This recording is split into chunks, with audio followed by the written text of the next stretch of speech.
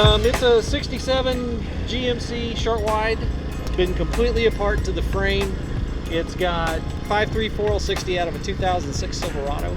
The dead-end garage shock relocators. It's got long travel shocks off an OBS in the front. It's got the 3/4 mod on the A-arms. The A-arms have been cut into 4 pieces and re-welded for more caster.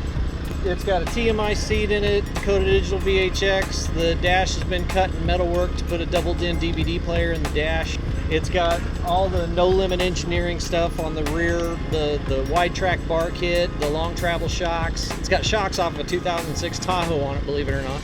And it rides fantastic. I couldn't be happier with how it came out. I built it for my dad, so he got to use it he had a really bad heart, really bad diabetes. Everybody knew Vern. And he passed away at Christmas, so now it's mine. He was one of my best friends, and we talked almost every day and stuff. And the truck we had before was a full-on, like a full show truck, but it still towed boats and everything with this drivetrain in it.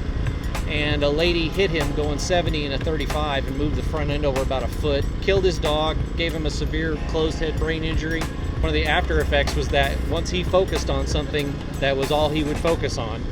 And once we got him back on his feet, all he would focus on was getting another truck.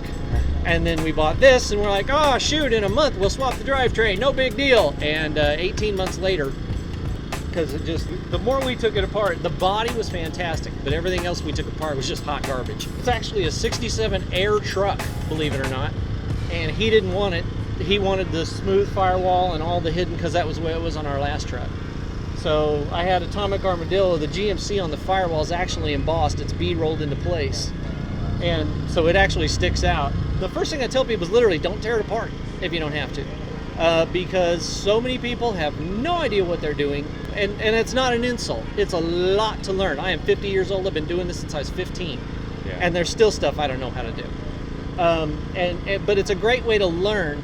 But what happens is people buy them, they take them home, they rip them apart stem to stern, and then they're completely overwhelmed. One of the best things I've seen in the movement is the way people accept patina trucks or trucks that are under construction.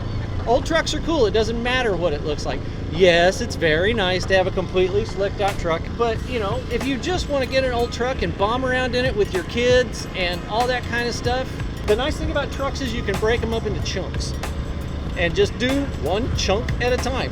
The interior sucks. Okay, you can get with Classic Parts Incorporated, and you can buy the seat cover kit and the foam kit, and look at a couple of YouTube videos and go to Harbor Freight and buy some hog ring pliers and do a passable job of making an interior you can live with on your own for $300-400. So my favorite part is the paint finishing. Okay. When you've done all the body work, all the metal work, all the Bondo work, all of the sanding and everything, and it's almost done.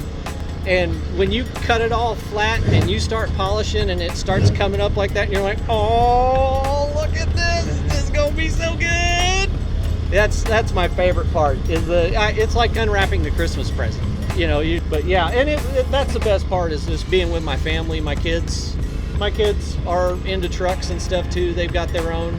But yeah, it's just the whole family aspect and the friends. But it's great.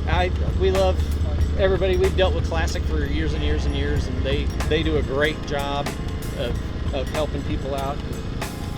I've told my wife I don't know what regular people do. Do you golf? What? I don't know. This is the only thing I do.